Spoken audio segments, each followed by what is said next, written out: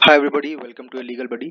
सो आज हम लोग भारतीय न्याय संहिता की पूरी सीरीज आज से शुरू कर रहे हैं और आज हम लोग शुरुआत करेंगे कि डेफिनेशन क्लॉज। ठीक है, कुछ इंपॉर्टेंट डेफिनेशंस क्या क्या है भारतीय न्याय संहिता में। ठीक है, चलो स्टार्ट करते हैं। तो पहले जो चाइल्ड की डेफिनेशन देख लेते हैं क्या है। ठीक है, तो चाइल्ड की डेफिनेशन भारतीय न्याय संहिता में लिखा हुआ है, any person below the age of 18।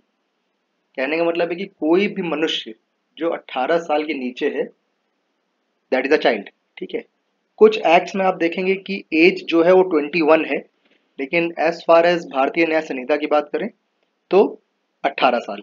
ठीक, तो डेफिनेशन क्लॉज जो है वो सेक्शन 2 में है और चाइल्ड की डेफिनेशन क्लॉज 3 में है। ठीक है, अब देखते हैं कोर्ट की डेफिनेशन क्या है भारतीय न्याय संहिता में। अनदर वेरी इंपॉर्टेंट डेफिनेशन जो मेरे को लगता है कि आगे आने वाले एग्जाम्स में डेफिनेशंस में कोर्ट की डेफिनेशन जरूर पूछी जाएगी। इसको ध्यान से पढ़ते हैं, थोड़ा ध्यान से पढ़िएगा क्या कहता है। कोर्ट मीन्स अ जज who is empowered by law to act judicially alone. The word important word is empowered by law. ठीक है, व्हाई एम आई सेइंग कि empowered by law is an important word. कभी कभार जब आप arbitration करते हो ना, तो दो लोग मिलके एक आर्बिट्रेटर अपॉइंट कर लेते हो कि भाई ये is this will be the person who will act as an arbitrator. तो आर्बिट्रेटर जो होगा वो कोर्ट नहीं होगा। ठीक है, द फर्स्ट इंपॉर्टेंट पॉइंट, इसको नोट कर लेना आप। ठीक है, मेरे हिसाब से, क्योंकि the word court in Bharatiya Nyaya Samhita means a जज who is empowered by law. ठीक है, आर्बिट्रेशन में आप एक अग्रीमेंट करते हो, that agreement is not law. ठीक है ना। और बॉडी ऑफ जजेस, ये तो आगे तो साधारण सी बात लिखी है, और बॉडी ऑफ जजेस who is empowered by law to act judicially as a body when such जज और बॉडी ऑफ अ जज इज एक्टिंग जुडिशियली। ये ठीक ठीक चीज है। बस मेरे को ये समझाना था कि जो जो जज होगा, जो कोर्ट होगा, एक आप आर्बिट्रेशन का जो ट्राइब्यूनल होगा, आर्बिट्रेशन की जो सेटिंग होगी, उसमें जो whoever is the chief arbitrator will not be called a जज। Important point. ठीक, क्योंकि यहाँ पे the word written is empowered by law. Arbitration में एम्पावर्ड बाय अग्रीमेंट होता है। ठीक, क्लॉज 8 पे आते हैं, डॉक्यूमेंट समझते हैं क्या होता है। Another very important definition, document क्या होगा। क्या कहता है, document means any matter expressed or described upon any substance by means of letter, figures or mark. तीन चीजें हैं, दो चीजें समझनी है। Described upon any substance. ठीक, any substance can be anything on earth. ठीक है, सड़क पे सड़क बनी हुई है। ठीक है, देयर इज अ रोड।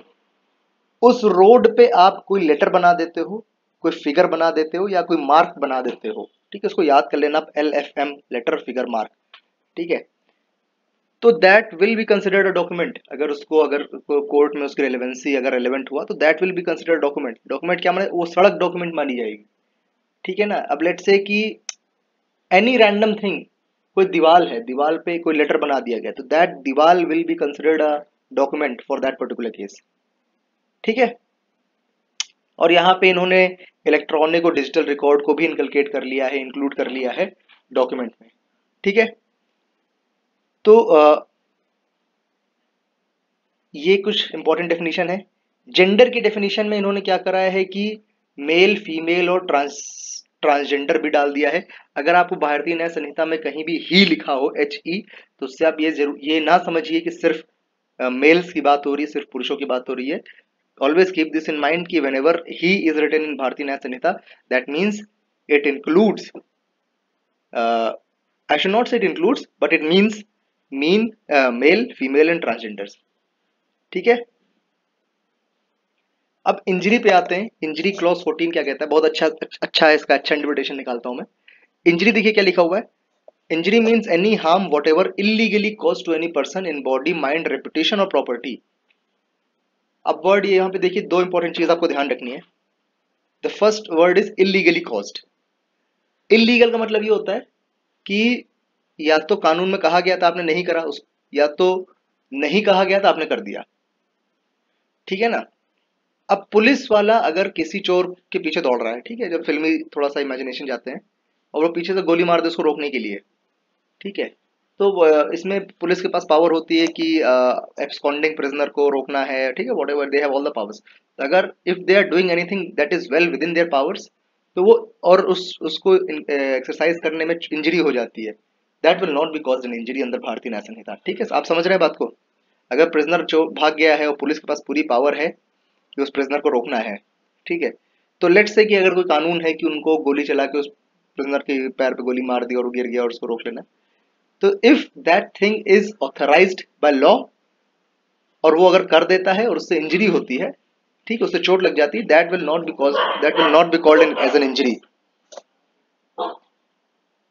ठीक है, मूवेबल प्रॉपर्टी की हमेशा से कंटेंशियस डेफिनेशन रही है, इसको आप क्लॉज 21 में है, याद रखिए कि it includes property of every description except land and things attached to earth. ठीक है, that will be called a movable property. Immovable property में जो ये चीज नहीं है वो इमूवेबल प्रॉपर्टी हो जाएगा। कह रहा मूवेबल प्रॉपर्टी वो सारी चीज है जो लैंड नहीं है या फिर जो चीज लैंड से अटैच नहीं है, इन सब के अलावा सारी चीजें मूवेबल प्रॉपर्टी है। पब्लिक सर्वेंट की डेफिनेशन हम लोग किसी और वीडियो में करेंगे, काफी ज्यादा विधिवत डेफिनेशन है, काफी बड़ी काफी डिस्क्रिप्टिव डेफिनेशन है ये। तो इसमें मैं कुछ नई चीजें आपको बताऊंगा। ठीक है, so till then stay tuned and have a good day.